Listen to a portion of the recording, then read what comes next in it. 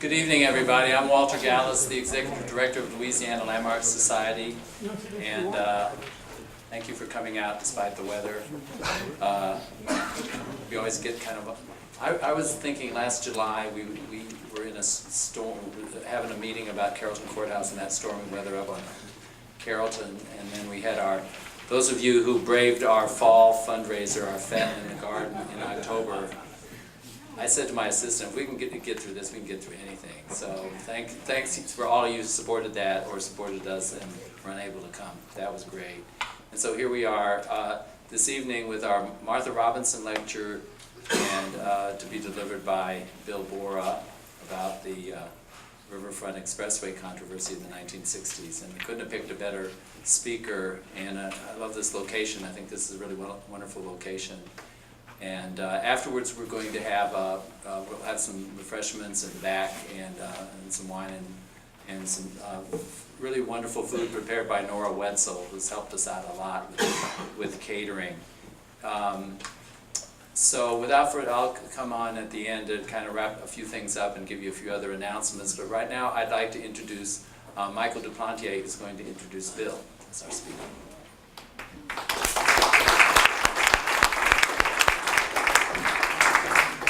Thank you, Walter. With all due respect to the title for Bill's book that he selected some years back, The Second Battle of New Orleans, A History of the Vieux-Carré Riverfront Expressway Controversy. I think calling the 50-year-old proposal to build this Riverfront Expressway a controversy is a gross understatement. Metaphorically speaking, it was more like a war, with simultaneous battles not only against misguided public officials, and we've had a few of those over the years, but also foolish planning proposals, and battles finally against the oligarchs who offer, control, and implement these kind of proposals. These pitched battles, and I was involved in a few myself, are largely take-no-prisoners affairs. Highway advocates often hold fixed and rigid positions which are reinforced by the culture of myopic certainty that can often cloud the thinking of persons of prestige, power, and privilege. Now, into this controversy back in the 1960s came a young Bill Borah and his friend and associate, the late Dick Baumbach, financed and aided by a handful of civic visionaries, including Martha Robinson, for whom this lecture series is named.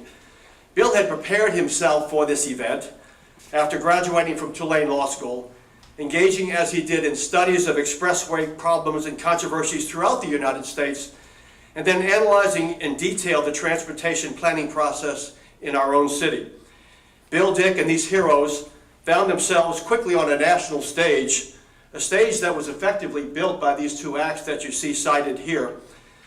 The Riverfront Expressway proposal became the setting for the first application of these then new acts for the successful challenge to well-entrenched highway advocates.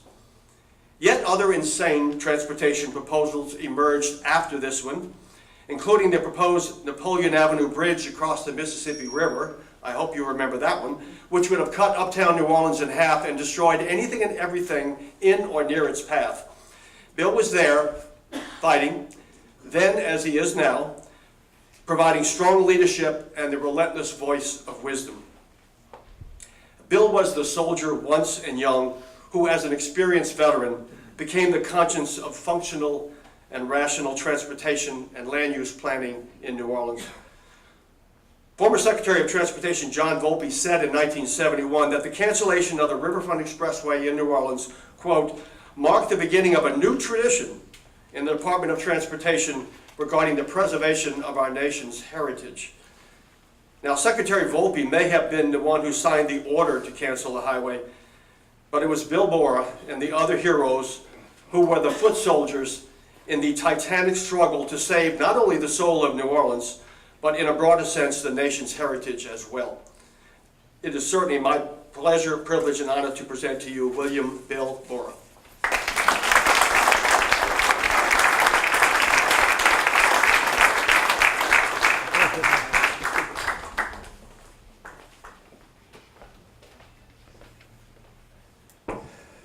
Thank you, Michael, and thank you, Landmarks.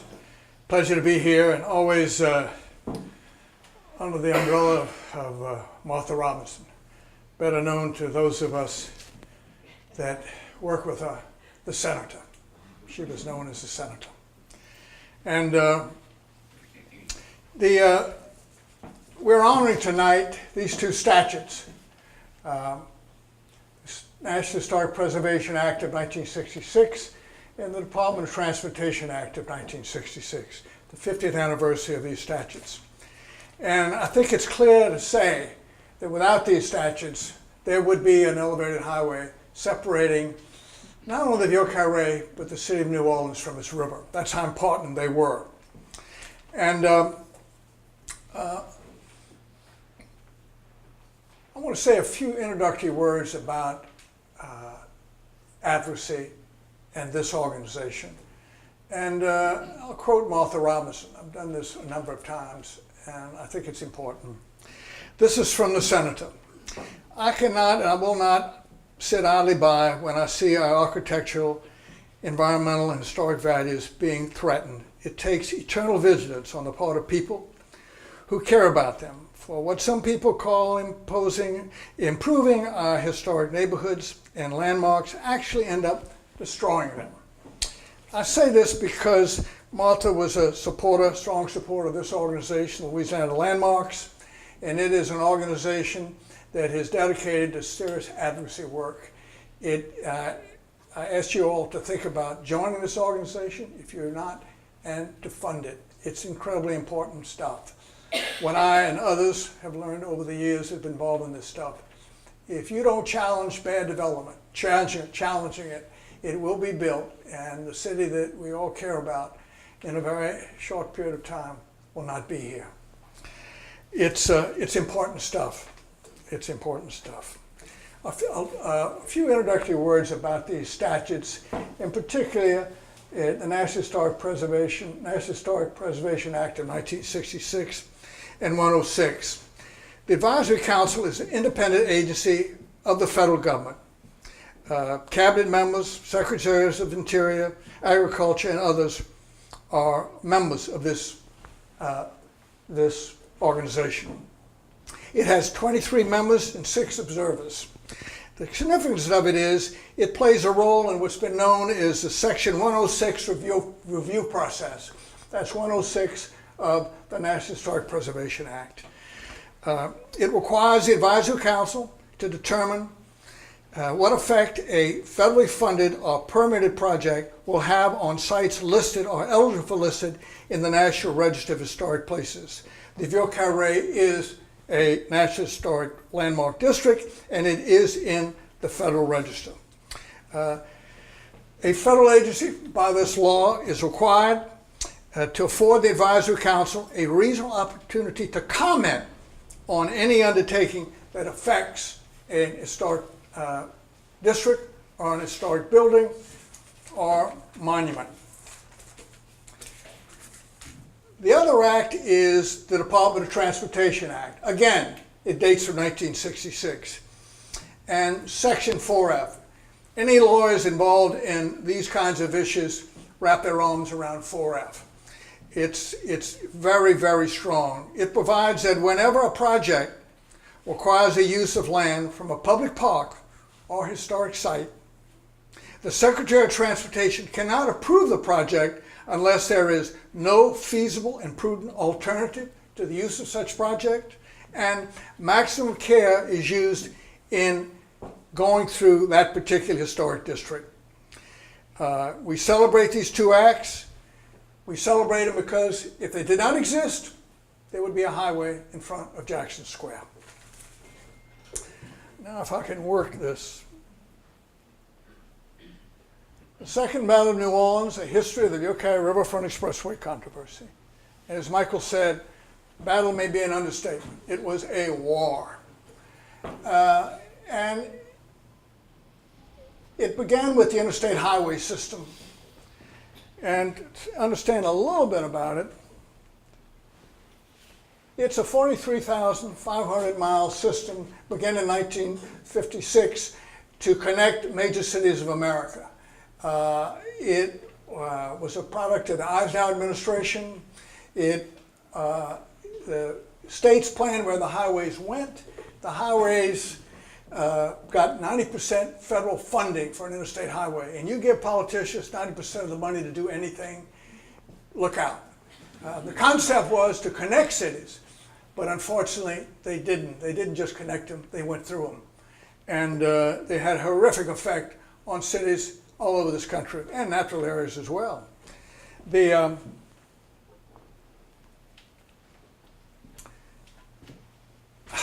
I often wonder why I show this slide. I think I show it because I like it. It gives a terrific aerial view of New Orleans and what we're dealing with, a city, the Crescent City, between the lake and the river. And in 1946, the noted transportation planner, Robert Moses, who is infamous in New York, in the New York area, for building highways and bridges throughout that part of the country. Moses also was an advocate of highways and automobiles. He didn't have much regard for mass transit. And Moses was an incredibly powerful person, not only in New York, in the New York metropolitan area, but around the country. He influenced city after city. And lo and behold, in 1946, Louisiana brought Robert Moses down here to plan the transportation system for the city of New Orleans. Robert Moses planned the Greater New Orleans Bridge. He planned the causeway. He planned where the train depot is today. And he planned the Riverfront Expressway. Riverfront Expressway was to go down from I-10 down Elysian Fields Avenue, elevated in front of Jackson Square, elevated in front of Canal Poydras, under a tunnel, Canal Poydras, a tunnel, and then out of the tunnel, tied into the Greater New Orleans Bridge. It was a Robert Moses idea, and it began. Robert Moses built that, came to New Orleans in 46. In 1957, the Central Area Committee of the Chamber of Commerce was formed. It was a separate organization within the chamber. It was funded separately, and it was composed of very, very powerful men. And the retail sales in the downtown area was beginning to decline. Suburban sprawl had begun. And they felt they needed to do something about it. So they funded the City Planning Commission to go around the country. Louis Bissot was the director, to go around the country and see what to do about transportation for the downtown area. And that the Central Area Committee paid for the trip around the country and paid for the publication of the prospectus. There's a copy of the prospectus at the Tulane Architecture School's library, because I looked at it about a week ago.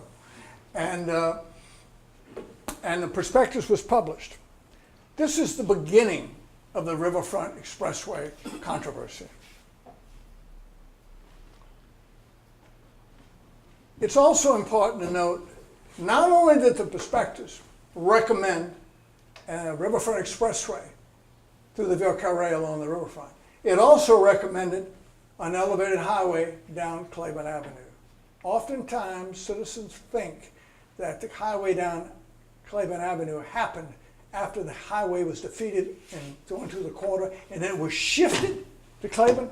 Wrong. They were both planned at the same time. And there they are. The dotted line, of course, is the Vieux Carré Riverfront Expressway controversy, and this is Claiborne Avenue, elevated down Claiborne Avenue.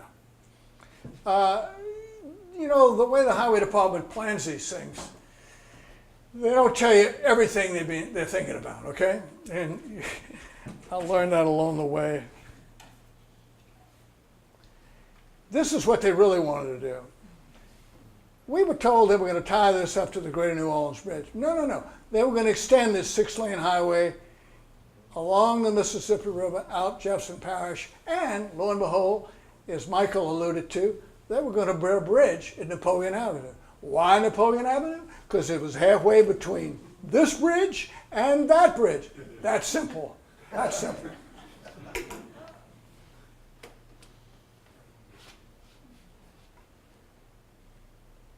All right, beginning of the riverfront expressway. Here's I-10, here's Elysian Fields Avenue. It's going right down the middle of Elysian Fields Avenue, right over that green space. Okay? As some opposition began to develop, George Stevenson, the highway department, who I dealt with many, many times. You know, in these controversies, sometimes you get to like the opponents. I really like this guy. He wanted to pave the world, but I liked him. And George said, Bill, I know you're upset about that. I'll tell you what we're thinking about doing. We're going to take half of the block on the eastern side of Elysian Fields and build that highway down there and weave it into the neighborhood. I said, George, you got to be crazy. It's 18 blocks. And we'll put it, I said, no, don't do that. Don't do that. Again, elevated down the neutral ground. And we said, opponents of this highway said, well, if you're going to build an expressway that moves down, elevated down Elysian Fields Avenue, why don't you take that leg and put it elevated above the railroad tracks on Press Street? They're there today. And they said, no, that wonderful phrase you hear from engineers in these kinds of controversies, not feasible. It's not feasible. All right, here we go. Elevated highway.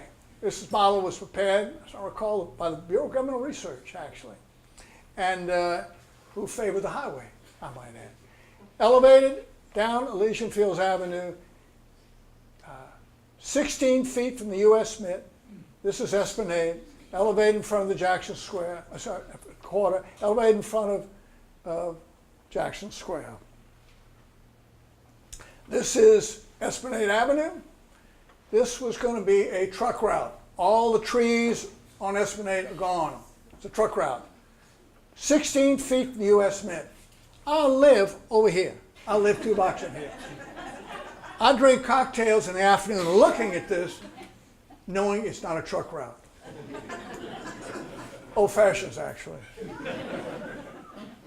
There it is. Can you imagine? A truck route. And let me say this. Michael alluded to this. Every government agency wanted this. Every major institution wanted this. The governor wanted it. Congressman wanted it. This was progress. They were doing these things all over America, had been doing it for some time. The thing about New Orleans is, as it does most things, it got into the business late, okay? Late. And evidence was coming back from cities like San Francisco, for example, and Philadelphia, and that this didn't work. It didn't bring business back down to downtown areas. It accelerated the exodus of the middle class. And it turned your cities over to automobiles and parking garages and highways. Los Angeles. But New Orleans, we're going to do it. It was the answer to everything. Elevated above these railroad tracks, elevated in front of Jackson Square, moving towards International's trademark and Poydras and Canal Street. Elevated in front of Cathedral, Presbytery, Cabildo.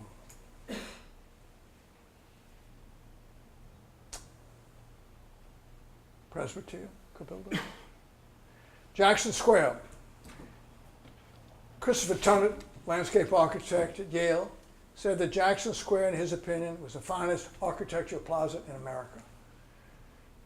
The fear was that if they built that highway elevated in front of Jackson Square, that's the only open portion of the square. You've got the Patalba apartments on either side, the cathedral, the Cabildo, and the Presbytery. If you close that side, you will irreparably harm Jackson Square. Again, that open side and what an elevated high would do to it. That's it. That's the model of the highway in front of Jackson Square. I think this one came out of the Chamber of Commerce. Highway departments love to build models. Thank God, because they build them and people see what they're going to look like, and they go, oh my God. Well, they did this model. We snuck a spy into the Chamber of Commerce and took pictures of this thing, and then we went around and showed them and said, that's what's going to be in front of Jackson Square. And it has an impact. They go, what? Now, there's a slide, and I don't have it because it's a serious proposal. As opposition to that highway increased, George Stevenson, the highway department, said, look, Bill, I know you're concerned about this, but think of all the people who are going to be able to see Jackson Square from the highway. And then he said, what we're going to do, and it's true, I don't have a slide of this effect. These Romanesque arches, we're going to design them so they reflect the arches that are in the presbytery. And the arches in the cabildo in the presbytery. And we're going to put fake lights to mimic the lights that are in Jackson Square. And we're going to put iron grillwork here so you'll feel like you're in the Pentalba Apartments. Amazing. They believed it. And these were... Okay, there you go, the elevated highway in front of Jackson Square. You get an idea how high that, 108 feet high, that's the Pentalba, 6 lanes wide, 180 feet in the air. The preservationists, and particularly Porterites, for years, going all the way back in the 20s, have always dreamed of taking Jackson Square and moving it to the river, okay? That's what the moonwalk did. It's not the best attempt at it, but that's what it did, to get to the riverfront. Well, if you build that elevated highway in front of Jackson Square, forget it, you're never going to the river. It's a Chinese wall serving, and that was a huge motivation in the preservation community. People like Martha Robinson, people like Mary Morrison, people like Jake Morrison, her husband, the attorney, it was a backbreaker. Again, elevated highway in front of Jackson Square and the Vieux Carré, separating forever the French Quarter from its river.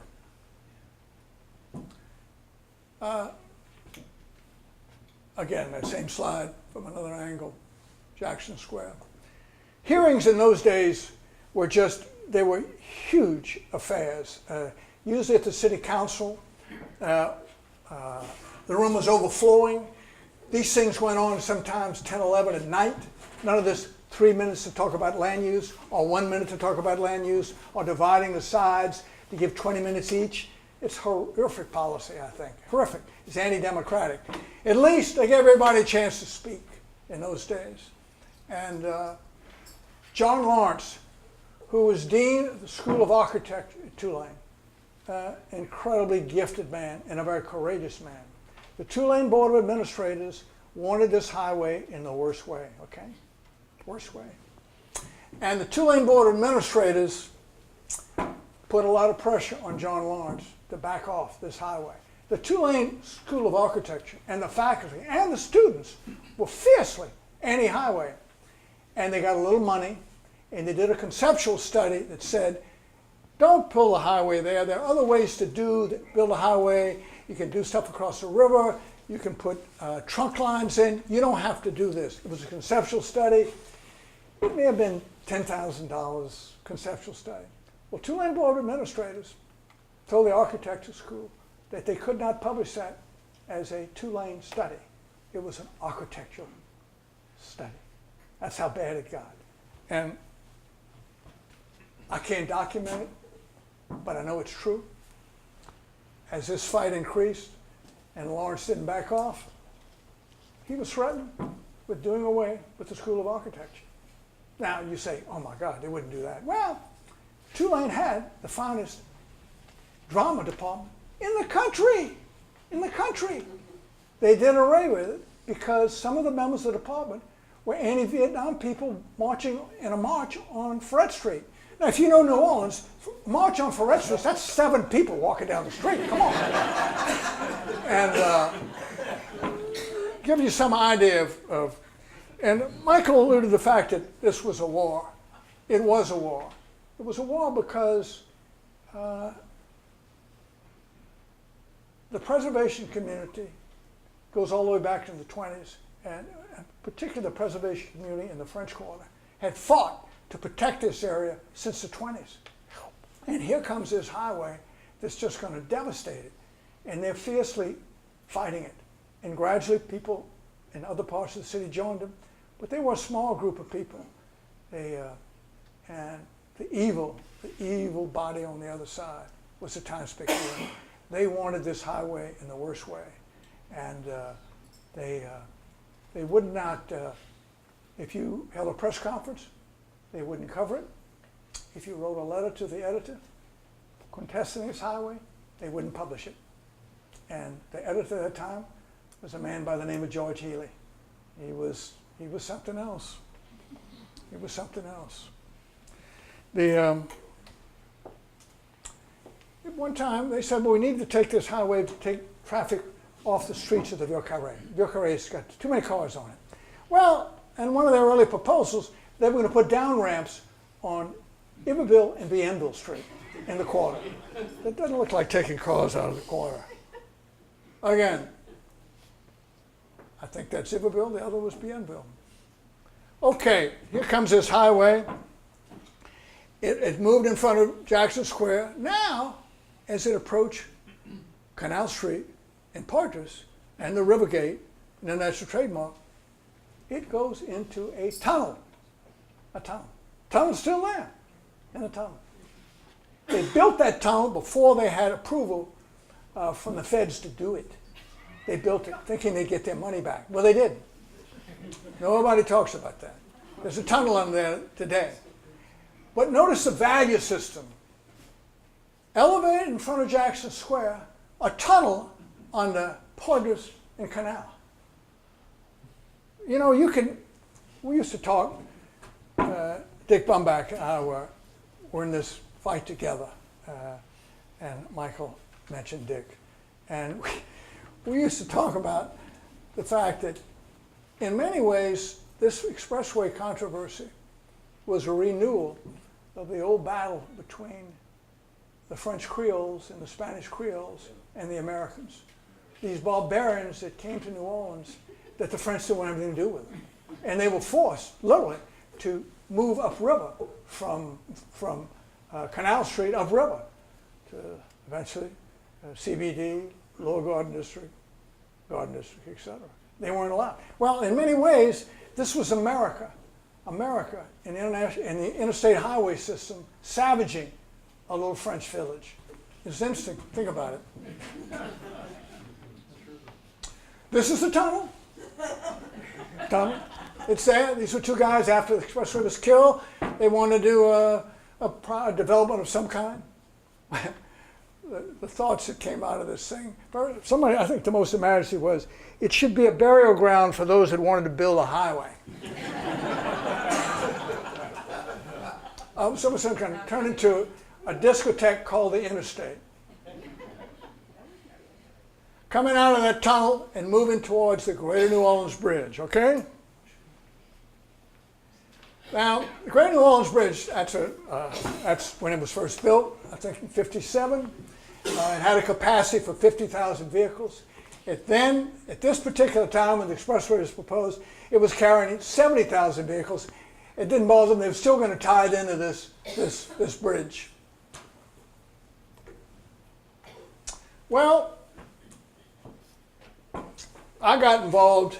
I was in, as Michael mentioned, I graduated Tulane Law School and went to London to get a master's in economics at the London School of Economics. And my friend Richard Bumbach, who had gone to Tulane Law School and was a Fulbright scholar, Argentina, Uruguay, Chile, and Dick was at Columbia getting an MBA. And we were both in New Orleans, December 1965. I was there because my dad had become ill, and I'd come back. I would never have come back. He hadn't been ill for that Christmas. And Dick was in town from New York. And we were at the Napoleon House.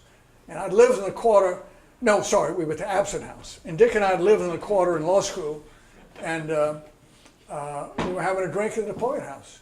And Peter Impostata, the owner at that time, came up to the table and said, how you guys doing? Fine, Peter. How you doing, Peter? He said, yeah. Peter said, yeah, but we're worried about this expressway in front of Jackson Square. I remember asking, what's an expressway? He said, well, it's a big highway. And Dick goes, really? A highway? So we go, and we've been critical of a lot of decisions this city had made over time, in my lifetime, young lifetime. At that point, one of them was the sale of the Picayune. They did it back in those days. You know, that was the first bad sale they made. Sale of the Picayune, and we were in the history department at Tulane, which was a fabulous history department that made you question everything, every decision. It's a wonderful, wonderful education. And we said, you know, it sounds like a really terrible idea. And this friend of ours, Larry Snelling, who happened to be with us that day, said, well, you know, they tried to do that in San Francisco, and they stopped them. They stopped the Embarcadero Expressway after it was 3/4 built along San Francisco Bay. We said, really? So Dick and I said, you know, we're here, vacation, we got some time. Why don't we go down to the Chamber of Commerce and see what they're doing? We went down there, and Central Area Committee in the Chamber of Commerce, Lou Brown, I can't believe I remember his name. Lou Brown was the executive director. Oh boy. Lou liked progress. He loved this highway, and he had a lot of power because this Central Area Committee was some of the leading businessmen in this community. And Dick and I had access, and we read every report ever written on a highway on the river. And we wrote a memorandum that said, if they're building a 6-lane elevated highway through the Vieux Carré, elevated in front of Jackson Square, and they haven't studied alternative routes. And we wrote a memorandum of that effect. And then, same time, we helped form an organization called Help Establish Logical Planning. Help. And we got help. We said, look, this is a new organization. We're going to fight this highway. We have to have a momentous occasion. We have to rock them. And you couldn't get letters in the Picayune. You couldn't get letters to the editor. So we did this memorandum, and then we raised the money as an advertisement to put it in the paper, morning and evening. Now this had never been done before in this town. I could tell you, never been done before in this town. And we had a spy of some sort. We always felt, because the Picayune was evil, but they had some good people in there. And this guy managed to get this thing. We knew if George Healy, the editor, found out that this thing was coming, he would have killed it. Believe me, he'd have killed it. So, I think it was on page 13, and that thing showed up, front page. I mean, it was, boom! It was like, okay, we're serious. We're serious. And so, because the Picayune would not cover us, we started doing flyers. Every weekend, we would do flyers of different kinds. And we'd saturate individual neighborhoods with them. And we'd always put copies on George Healy's front door at his home. Okay? And we used to have Ramas. In New Orleans, you can't do anything without drinking. So we hit a neighborhood, and after we'd go to a bar. We hit bar, and we did about over 300,000 of these things. And it went out, and then we got really imaginative. We were, quote, Help Establish Logical Planning was, quote, young professionals. In New Orleans, actually anywhere between 70 and 80. But they were young professionals, and we were in our 20s and 30s, and there were people that were upset about New Orleans, the way it worked, and they were mostly architects, a lot of architects, a few lawyers, general housewives, etc. And we knew by then who was pushing this highway and who in the business community wanted it. And at lunchtime, we would hand out these flyers. And we would get, in many, many instances, the daughters of the people that were pushing the highway get their daughters to hand them a flyer on the way to lunch. Had a terrific impact. They were angry with their kids, they were angry with us. That was fun. We had a million techniques to do this kind of stuff that was extremely successful. Extremely successful. And of course, George would attack us editorially, which was great, because we couldn't get in the paper any other way.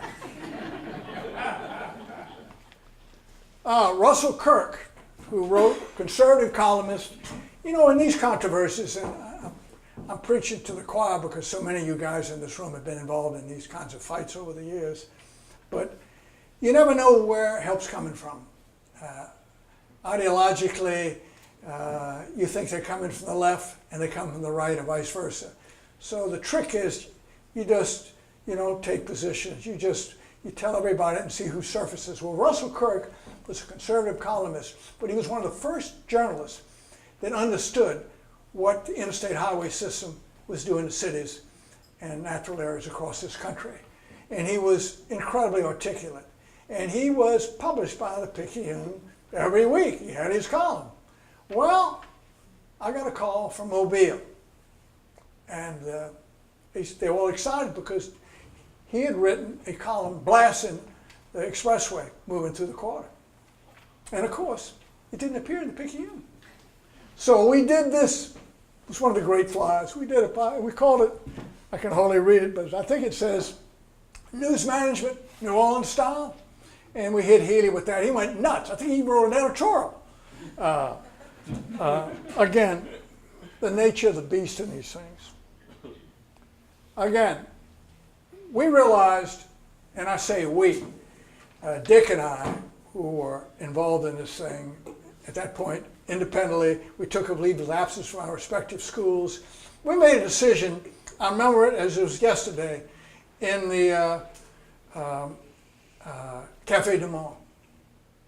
And we said, well, we got to go back to school. And we said, well, is there anything more important that we can do to try to stop this highway? We realized how bad this thing was by that time. This is terrible. And we said, no, let's go. It was like a stake went down, boom. And so we soon realized that, and Martha Robinson was not only a friend, but she was a mentor. I mean, Martha had been in these battles of different kinds all her life, understood a lot about this town and how it worked, how it didn't work, and working with Martha and the other members of the preservation community, decision was made to make this a national issue because it was becoming increasingly apparent that in New Orleans or Louisiana, we didn't have a chance of stopping this thing. The city council would come out and support it. Mayor Skiro supported it. The governor, different members of the legislature, they all wanted this highway. Congressman Boggs, big time. Senators, Long, they wanted this highway. And so the idea was to make it a national issue. The thesis being that the Carré and Jackson Square these were National Historic Landmarks. They belonged to the people of America as well as to the citizens of New Orleans and Louisiana. And the people of New Orleans and Louisiana didn't have the right to irreparably harm it. So let's make it a national issue. And literally a campaign, all kinds of things were done to make this happen. One of the best was Martha Robinson sent this Christmas card out to about, I'm telling you, 8,000, 10,000 people across this country. And Martha knew everybody. I mean, she knew, she could call senators at home, senators from Pennsylvania at home on the weekend. I mean, that kind of stuff. She was known. And this went out. And just one of the many, many things that were done. Harding Carter, Pulitzer Prize winning editor of the Greenville Democratic Times, Greenville Democratic Times, wrote great, thank you, wrote a letter to every major newspaper in America saying, oppose that highway, it's not in the best interest of the country. And editorials began to appear in cities all across America. Many, many attempts were made to make it a national issue.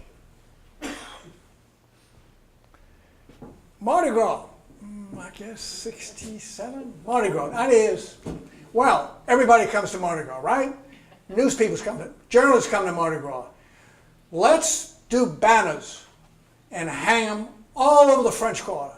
And folks will come to Mardi Gras, they'll see that, and they'll write stories about it. That was the thesis. This was my idea, And we took over, I don't think he can be fired now, Bill Fagley, who was just new to New Orleans. He works at the museum. He sneaks us in the museum at night. And we spent all night long painting banners to stop this highway, okay? So I roll up, maybe that banner, one like, we had, like 30 banners, 40 banners. And I go out to bright and early, I guess the next morning, to get these banners hung up. And I started going to the shops, go about 3 shops in a row. Bill, it's, some highway people shopping here too. I feel really uncomfortable putting that up, So-and-so was in here. Chuck Keller was in here last week. Dick Freeman was by. Put that highway up. They're not coming in here. And man, it was like, destroyed me. I'm limping down the street with my thing, and I walk into an antique store, sells antiques. An old gentleman named Henry Stern. Yeah. My mother knew him. He was a legend in New Orleans. I mean, he was a wonderful old guy, and I was deflated. I limped in there. I didn't walk, I limped in there. And I said, Mrs. Turner, hi, Bill Borah. I said, we got this, let me show you what we do. And he goes, that's terrific. Let's put it on the balcony. I could have kissed this guy. I could have kissed him. Well, Stern put it up, and they went up all over the quarter. And it did work. It did work. Folks started to write about it. The preservationists in the quarter got together, raised some money. They got James Morris as their attorney, very able guy, and they filed a lawsuit to challenge this highway. They did it. They asked for a declaratory judgment, and they based their petition on local regulations and state law. It was a noble effort. You notice the clients in there: Baron de Pontalba, Martha Robinson, Harnett Kane, Ray Boudreau, wonderful architect and friend, Bill Long, who was editor of the Vieux-Carré Courier, a bi-weekly, fabulous little newspaper that fought this thing tooth and nail, and the Conservation Society, Preservation Society of Charleston, et al. But it was a serious effort, and filed in Civil District Court. That case was later removed to federal court, okay? And the assistant U.S. attorney that removed that case from state court to federal court was a young lawyer named Dutch Moriel. I knew Dutch pretty well, and I had to figure a way to get him in the book. And he's in the index because of that. Okay. Well, we realized you can't win this thing at a local level. Can't win at the local level. And we also realized that we didn't have a study by a reputable firm that questioned the Riverfront Expressway concept and requested that highway. We didn't have that study. And Dick and I read about a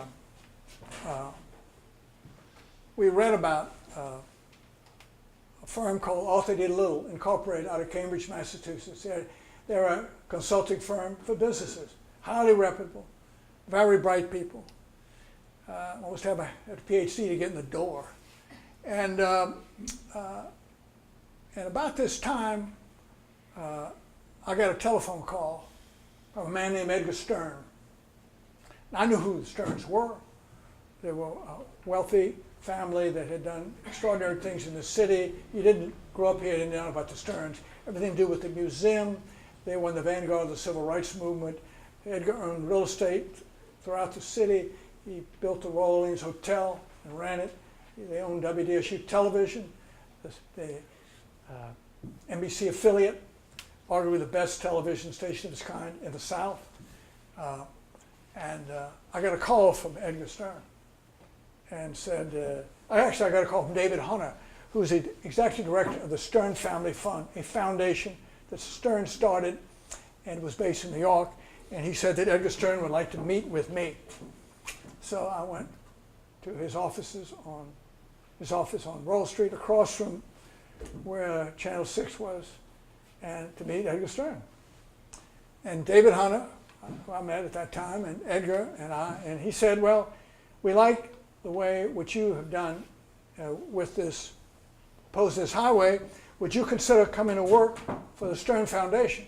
We're concerned about this highway, as Edgar is too, but we're also concerned about transportation planning nationally. We've got to do something to break the Highway Trust Fund and get federal monies for alternative forms of transportation.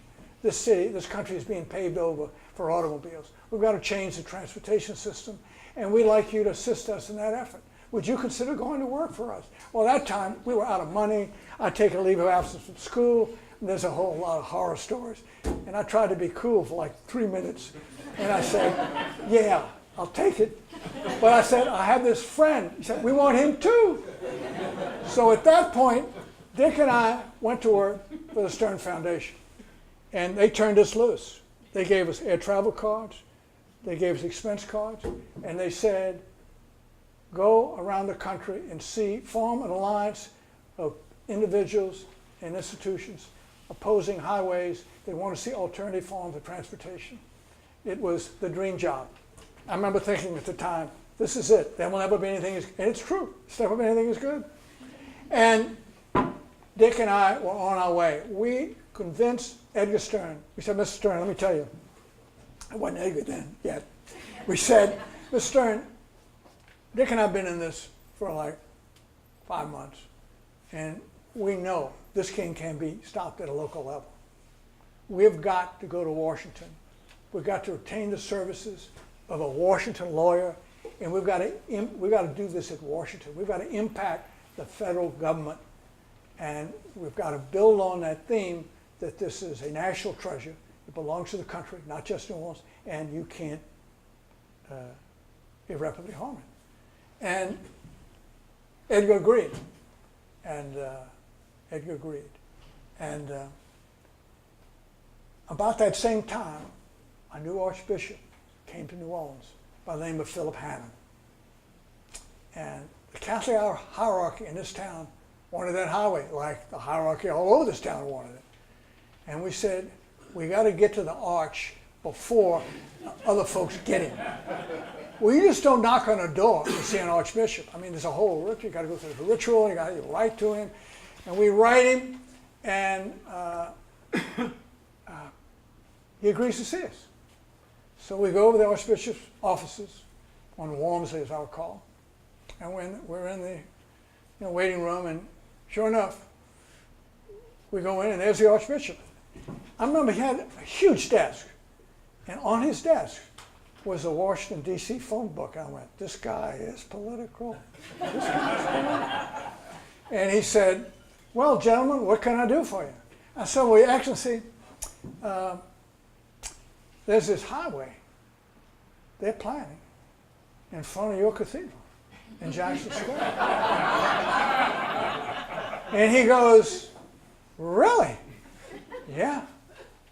He said, that's a terrible idea. They wouldn't do that anywhere else. We said, no, they wouldn't. He said, what can I do? I said, well, there's this study that was done in Washington, D.C. by this firm out of Boston named Arthur D. Little. It was to be a whitewash study, just to support what was going on. And they wrote this terrific study that said, if you don't stop building highways in the nation's capital, you're going to ruin it. And we need to get Arthur D. Little down in New Orleans to do a study of the New Orleans transportation system, to challenge what's going on with this highway. He picks up the phone and starts dialing a number. And we go, what's he doing? And he goes, Jim, Phil here, how you doing? Great. We need some help down here. He called James Gavin, chairman of the board of Arthur D. Little. James Gavin in the 82nd Airborne Division, he jumped with Philip Hannon into France. That's how close they were. And 4 days later, vice presidents flew in here from San Francisco, from Boston, and a meeting was set up with Edgar Stern, with the Archbishop, and an alliance was formed. An alliance was formed between the Archdiocese, Edgar Stern, and WDSU television, because at night they did editorials then, and we started writing editorials that George Carperon pumped out at night, challenging that highway, whole time. Show you about New Orleans. Same time that's going on, WWL television is pushing the highway. They want the highway in the worst way. There's the Jesuits. They want the highway. So you have the Archbishop and the Jesuits fighting about the highway. Okay? It's just a Byzantine. Well, Arthur Diddle comes in, and they do this study. Okay? At that point, Dick and I said, I laughed thinking about this, because you all know how, well, lawyers in this room know how it works. Young lawyers that are 20-something years old and out rolling around the country hiring other prestigious law firms in Washington, D.C. I can tell you, that doesn't go on. Well, Dick and I go to Washington to hire a lawyer to represent a group of clients in New Orleans to oppose this freeway. Edgar Stern being one of them. 2 members of the city council, Jimmy Morrow being another. Arthur Davis, Curtis and Davis architect, who was a real close friend of Edgar's. We go to Washington, and we start interviewing lawyers. We end up at Wilmer Cutler Pickering, which is one of the prestigious law firms in Washington. And we go to see a lawyer named Louis Oberdorfer. Oberdorfer was a tank commander in the Second World War. Okay? And we spent about 4 hours with this guy and tell him we wanted to hire him. Well, he beat us up. I mean, he beat us up. I'm working for you? No, you're working. No, you're going to tell me what to do? No, sir, we're not going to. Well, Dick and I limp back to the hotel room, and we go, you know, he's mean as a snake. And we go, yeah, he said, but we need a snake. We need a snake. And we went back and we hired him. And from then on, Oberdorfer represented a group of clients, Edgar Stern being one of them, and we left Foundation, went to work with Oberdorfer and his staff of attorneys. 2 guys, Jack Vardaman, who was clerk for Justice Black on the Supreme Court, a very well-known attorney in Washington today, and a guy named David Chambers, who was notes editor at Harvard and teaching at Michigan. And these guys were some good. And so we go to Washington often, and the idea of the thesis being that Oberdorfer said, what we need to do is exhaust administrative remedies and appear before the new Department of Transportation, which had just come into being, and make a presentation to the Federal Highway Administrator, Lowell Bridwell, and lay the groundwork, laying out and using the Arthur D. Little study to document what we're saying, what the law says, that they haven't studied any alternative routes, and they're trying to build a highway through the Vieux-Carré. And this is the way we should exhaust our administrative remedies, and if they don't pay any attention to us and they start to build a highway, we will sue them in federal court. That was the thesis. That was the approach. Well, eventually there was the Bridwell hearing. Lowell Bridwell was the federal aid high administrator in the new, I alluded to this earlier at the beginning of this presentation, the new Department of Transportation. That Department of Transportation, a cabinet level department, began operating on April 1st.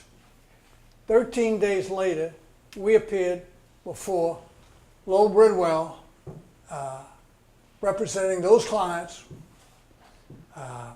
and telling Bridwell, don't build that highway, because if you do, you're going to violate a number of federal statutes.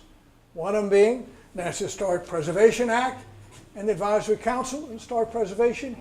You've got to allow those people to comment on this undertaking before you build it. And secondly, Section 4F of the new Department of Transportation Act says you can't pull that highway through a national historic district if you have an alternative route. And moreover, if you try to go through that historic district, you've got to take maximum care in going through it, and you haven't done either. And so he made those arguments. Well, Dick and I were low on the totem pole, as lawyers go in this alliance, and I was assigned to prepare witnesses for this presentation before Lord Bridwell. And I had argued vociferously that we needed to retain the services of a man by the name of Lawrence Halpern, who was a landscape architect out of San Francisco. Extremely talented landscape architect. Did Girardelli Square in San Francisco, did pocket parks all over the Midwest. And he had written a book or books on freeways and cities and how not to build them. I said, we need this guy as an expert witness.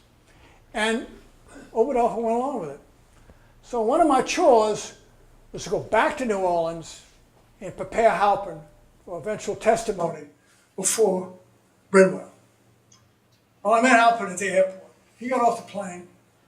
He had a pink shirt, it was open to his navel. A beard and a crazy tie.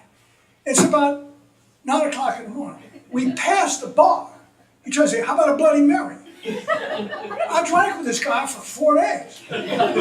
He had never been to New Orleans. And in those days, when you wanted to see people to get some feel for highways and cities, and particularly New Orleans and the effect it had on them, you went across the river and you took the ferry from Algiers.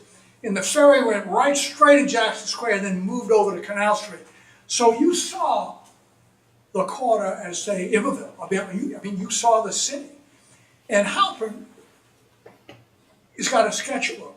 And we start crossing that river and he starts sketching. He's just doing one page after the other, one page after the other. And he was incredible. And we spent about 3 days together, and he thought this highway was a disaster. And so the hearing before Bridwell is to take place on April. I go up about a day before. Dick is up there working with the lawyers and Oberdorfer. And Oberdorfer was Assistant Attorney General in the Kennedy administration. He was arguably Robert Kennedy's best friend. No question he would be on the United States Supreme Court if Kennedy had not been assassinated and got to be president of the United States. And as a Kennedy acolyte, he lived in McLean, Virginia. And he had this ritual. I didn't know it at the time, but it was a ritual. And before the presentations that were to take place on a particular day, or before he was to go to court on a particular day with witnesses, etc., they would gather at his home in McLean Division, in this kind of country home, before a fireplace, and have drinks and light supper and talk about it. It was a ritual. And so, indeed, that ritual was taking place. I was out there, as everybody, and the expert witnesses were there, except for Halpern. Halpern wasn't there. And Oberdorfer is looking at me like you can't believe, like, where's your boy? Where's your boy? I said, well, you know, he's supposed to be along. I talked to him yesterday. Well, he said, we've got to eat. And then all of a sudden you hear the gravel outside and this limo pulls up.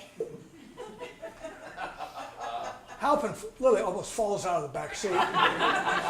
He's got a bottle of champagne in his hand. There's a lady he's with that is not his contemporary. And he gets out of the car, and Oberdorfer's looking, and he sees me, and he runs and he grabs me, he's hugging me, and he goes, we had a great time in New Orleans. And I'm thinking, Jesus, don't stop the song. I'm toast. Oberdorfer wants to kill me. And sure enough, it went on that day, and the next day, we show up for the Bridwell hearing. We had Oberdorfer's office. I know one of the things about these guys, these were before spell check. This is a guy that was Assistant Attorney General of the United States, taught tax at Yale, and he's looking for typos on the memorandum that was submitted as it's going to the hearing. That's the quality of work they did. I mean, it's incredible stuff. And anyway, We show up at the hearing. Again, Oberdorf is barely even looking at me. Well, we show up, and he's terrific. He makes a wonderful presentation. And then the expert witnesses testify. And Halpern's the last. He's the cleanup hitter. He's the cleanup hitter. And Halpern is unbelievable. He is terrific. He is terrific. And afterwards, I mean, he was celebrating. We went somewhere and we drank and everything. Man, he saved me, because I can tell you, if he'd have been bad, I'd have been toast. I was deeply impressed. Little vignettes that come out of that stuff. Okay, there's a Bridwell hearing, and the material that was submitted, and we thought at that time that the quality of the legal work, the fact the new statutes that were on the books, we appeared, by the way, 13 days after the Federal Highway Administrator for the Department of Transportation began. We were 13 days after the department began. What happens with these kinds of issues, I don't want to get too far in it, but these laws are adopted, like the Department of Transportation, and says that the department and the Advisory Council has to do certain things. Well, eventually, the Advisory Council will develop regulations to show how these statutes work. We hit this statute before there were any regulations. We told them what that statute said and what they ought to do under that statute. I've often thought we had a hell of a lot better chance of stopping this thing appearing before those regulations were adopted. But that's how early it was. And if you're a young lawyer involved in this kind of stuff, and you're doing that at that early stage, it's just a thrill. I mean, you're on the vanguard of stuff. Okay, we thought we could stop this highway in the courts. We began to feel that we really had a serious shot of doing this. Then there's the Advisory Council on Historic Preservation. Oberdorf, in a memorandum submitted to the Federal Highway Administrator, said that you can't approve this thing until you let the Advisory Council, in that new statute that was passed, to comment on it. You've got to allow them the opportunity to comment on it. And lo and behold, they had a hearing in Washington in February of 1969, had another one in New Orleans in 1969. The Advisory Council said, you got to put this highway in an alternative location, or you got to depress it the length of the French Quarter. Again, giving us hope that with that kind of statement by the Advisory Council, we had a good chance of stopping this thing in federal court. Well, the Lyndon Johnson administration went out of existence, and in came Richard Nixon. And in came his new Secretary of Transportation, the first Secretary of Transportation, because the department had just been established. His name was Volpe, John Volpe. Well, Volpe had an assistant secretary by the name of Brayman. Brayman was the former mayor of Seattle, okay? That's significant because Seattle had built a highway called Skyway that he didn't like. They cut Seattle off from the water. Well, Brayman came to New Orleans, and he met with the proponents of the Expressway in the mayor's office with just proponents of the highway. And again, we snuck somebody in there, how we did it, so we knew what they were doing. In the afternoon, that was the morning, in the afternoon, he met at the Presbytere. No, he met at the Cabildo, the site of the signing of Louisiana, what is it? He met at the Cabildo and with us, and presentations were made. Well, Brayman goes back to Washington and tells Secretary Volpe that highway is going to irreparably harm the French Quarter. We shouldn't approve it. And this was exciting stuff. Exciting stuff. I was in our offices at across the street from Monroe Street, across the street from Channel 6. I got a call from a friend of mine a lawyer in Washington. He said, Bill, are you sitting down? I said, why? He said, John Volpe just canceled the Ville Carre Riverfront Expressway. And I looked at Dick. We had shared the same office. He's across the room. Put my hand on the phone and said, did you believe this guy says Volpe canceled the Riverfront Expressway? And we both said it at the same time. It's like the Andrews sisters. We'll believe it when we see it in the Times-Picayune. And there it was. And there it was. And when I want to talk to you about being excited, we were all just excited. We didn't expect it. We thought we'd have to do it in court. We didn't expect it. And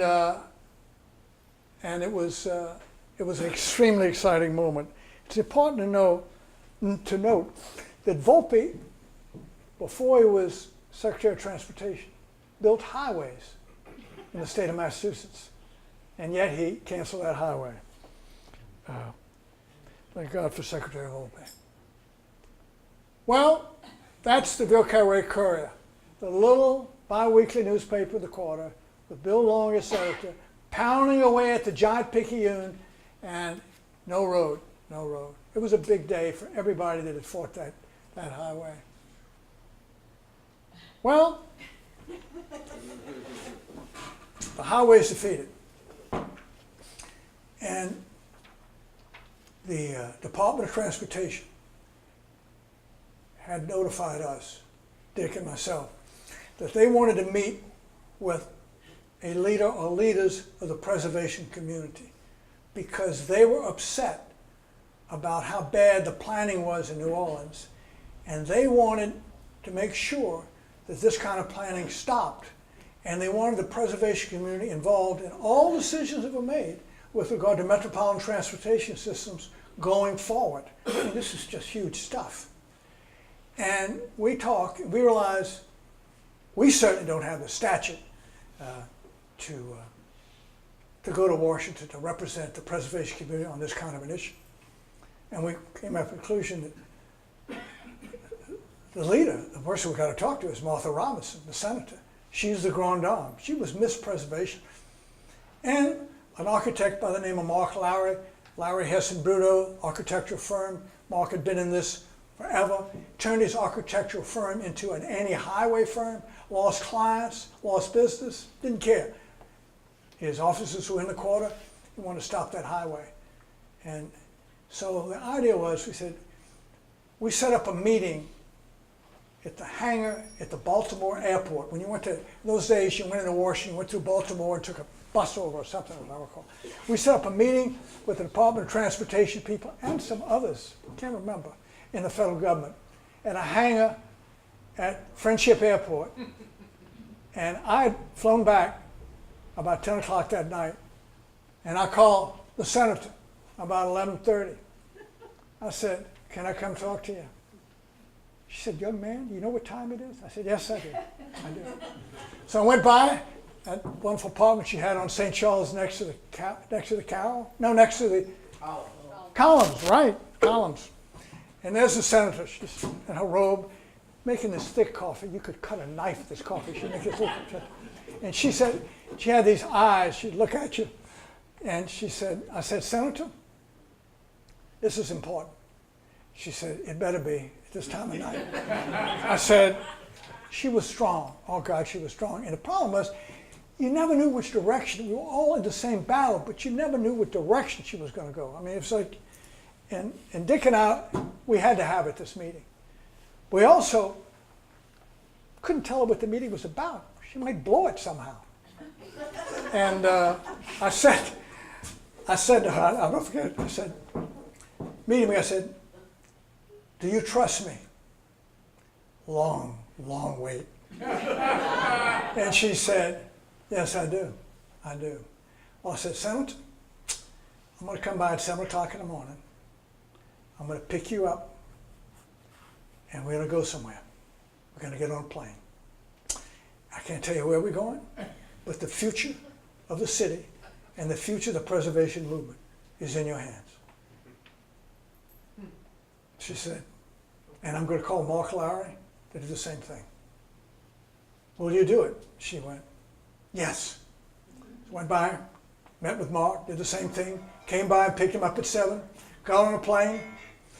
We're flying to Baltimore. She said, we're going to meet with federal officials? I said, yeah, and you are representing the preservation community, of New Orleans. And she met, of course, she charmed them.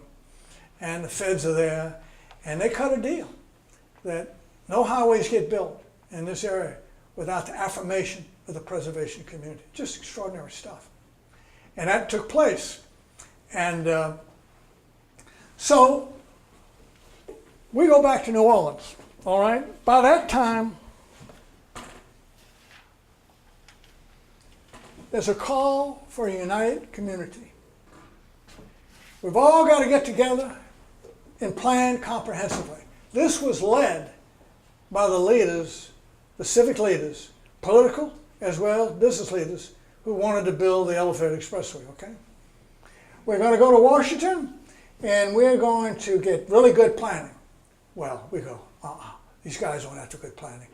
They're trying to revive this highway and we're not going to be a part of it, any part of it. And what they're going to do, this is unprecedented. They got a gathering of politicians, business community, and they rented 3 planes and they flew to Washington for this meeting with Secretary Volpe of the Department of Transportation and Secretary Romney of Housing and Urban Development. And they were doing this to revive that highway. And Boggs was very much involved in this. And these guys, Boggs, and these were very powerful people in this country at that time, very powerful people. Well, I worked for Hale Boggs when I was in law school. I liked him, I knew his family, I knew Cokie and Tommy, his children, and but that relationship became a little flawed during this time. And Boggs told Dick, and he told me, we need you guys at that meeting in Washington.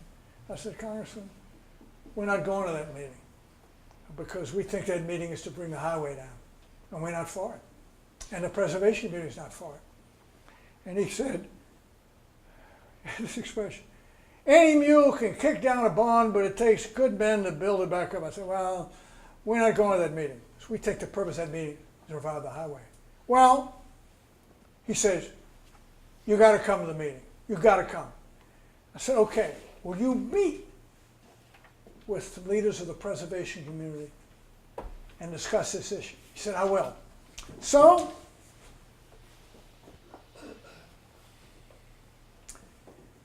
uptown New Orleans, John and Suzanne Orman's house on Calhoun Street. Boggs in the preservation is me. There's Martha Robinson, there's Ray Boudreau, there's Mary Morrison, the core of people that fought that highway. Many of them fought, decades.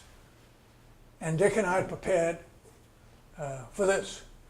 And we had prepared a piece of paper and asked Boggs to sign it, that he would not be in support of reviving that expressway under any terms.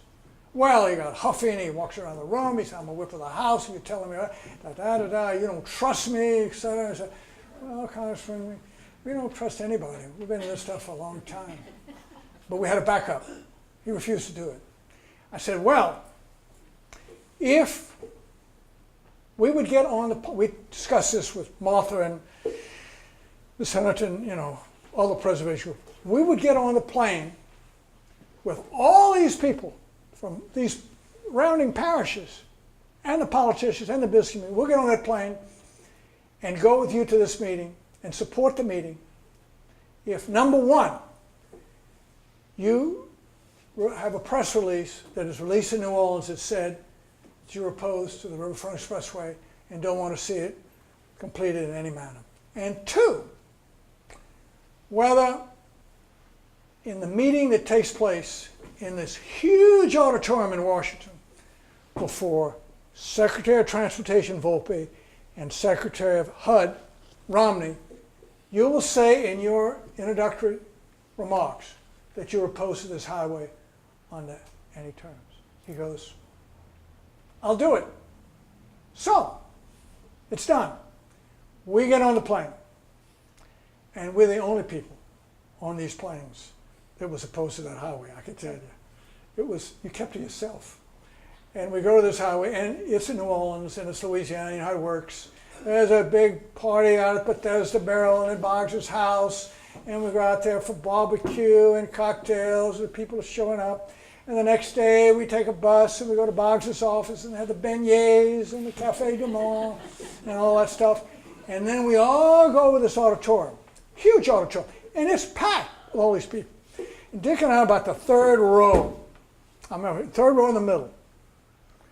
And Boggs is up, and the night before, we had searched for his press secretary, Emil Comar. I think that was the guy's name.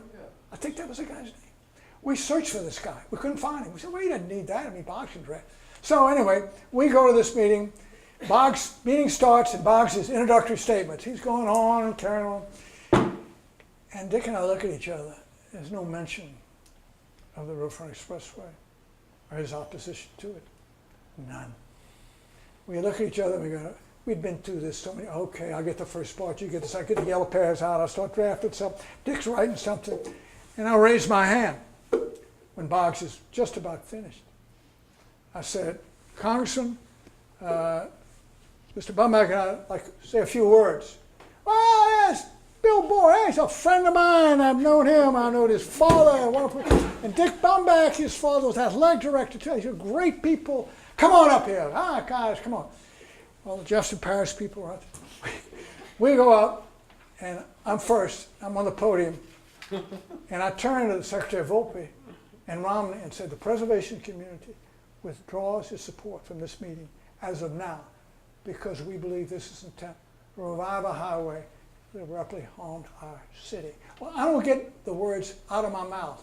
When Skiro, the mayor, runs up between me and the podium trying to pull me off, Boggs is up and grabbing me and pulling me away from the podium.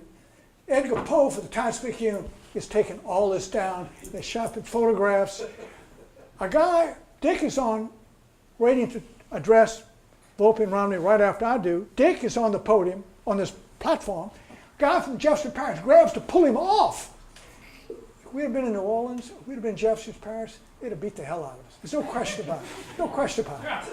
And we draw our support. Well, it's a huge brouhaha.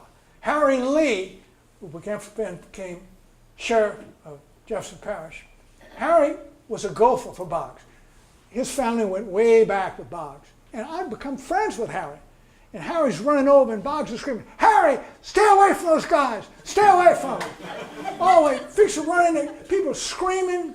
And Boggs, smart politician, comes over and says, we got to have lunch. We got to have lunch. So we go to have lunch. And Edgar Poe, the Picayune, comes with us. And he says, at lunch he goes, you thought I double-crossed you, didn't you? I said, yes, we did. He goes, what did he say? We had a breakdown in communications. he said, I need your guys' support. I need your support for this. I said, afternoon meetings. I said, we'll support it if at the beginning of those meetings you say you're opposed to this highway. And I'll never forget that look. His lip could kill. He goes, okay, I'll do it. And we went to the meeting, and he did it. And God, it brings back memories.